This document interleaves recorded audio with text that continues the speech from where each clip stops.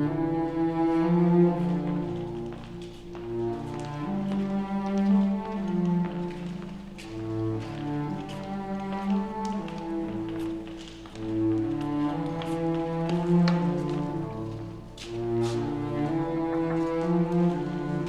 باشا والله انا ما عارف ده ايه. كلام يطير العقل. معلش يا سيف، عزائك الوحيد ان واحد في السجن والتاني اتنقل من هنا. ايوه، بس اللي بيحصل ده لازم يتحط له حد.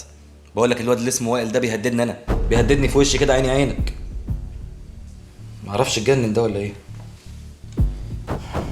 بيقول لي انكم هتجيبوا دكتور تبعكم ويظبطه ويخليه يكشف عليا ويكتب في التقرير بتاعه ان انا مش كفيف. بعد كده اتحول على التحقيق واتسجن. يا اما كده يا اما اقول ان انا اللي ساعدت طارق عشان يوصل للمقدم ماجد، وانا ولا ساعدته ولا اعرف حاجه اصلا عن الموضوع ده. انا ما رضيتش ارد عليه وما رضيتش اتخذ اي اجراء الا لما اجي واتكلم معاك الاول. كويس انك عملت كده. للاسف طارق خيب ظني فيه، طلع غير ما كنت متوقع نهائي. تفتكر هو اللي قتل ماجد؟ ما اعرفش يا حمدي ومش عايز اعرف. بصراحه انا مش عايز ابقى طرف في الموضوع ده. هو الواد ده من الاول واخد جنبه وراكب دماغه، والله اعلم بقى. وبعدين انت مش بتقول انه هيتعرض على النيابه؟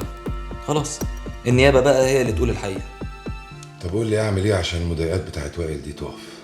على فكره وائل وطارق صحاب، تقدر تقول التابع بتاعه، يعني اي كلمه هيقولها هيصدقها. وطبعا هو عايز يوجب معاه والتفاهات اللي انت فاهمها دي. انا ما استبعدش عنه اي حاجه. الواد ده مجنون، ممكن يتبلى عليا ويلبسني مصيبه. قول له يبعد عني يا حمدي يا اما اقسم بالله ما هسكت. حاضر. عملت ايه مع الخليلي؟ ابدا، هيتعرض بكره على النيابه. مش هيقول حاجه، لازم يحصل معاه اتفاق عشان يتكلم.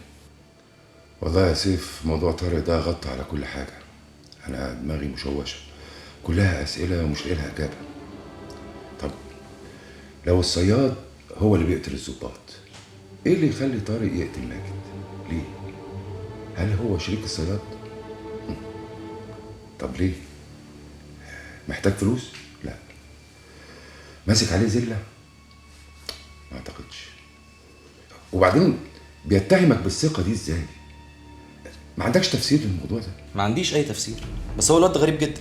من اول يوم شفته وهو داخل معايا في مبارزه، عايز دايما يثبت ان هو الاصلح والاذكى. حاجه غريبه جدا. يوم يتهمك اتهام زي ده بيقول عليك ان انت صياد. اتفضل بقى. تفهمش بقى، جايز الانجاز اللي احنا عملناه في قضيه ناجي الخليلي اللي هو فشل فيها مضايقه حبتين. طب بقول لك يا سيف، ايه رايك لو نعرضك على دكتور فعلا؟ نعم؟ يعني دكتور محايد وتكون انت موافق عليه.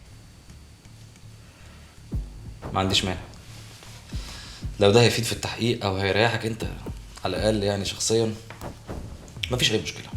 شوف الميعاد اللي يناسبك وانا جاهز. يريحني انا؟ انت فاكر ان انا شاكك فيك؟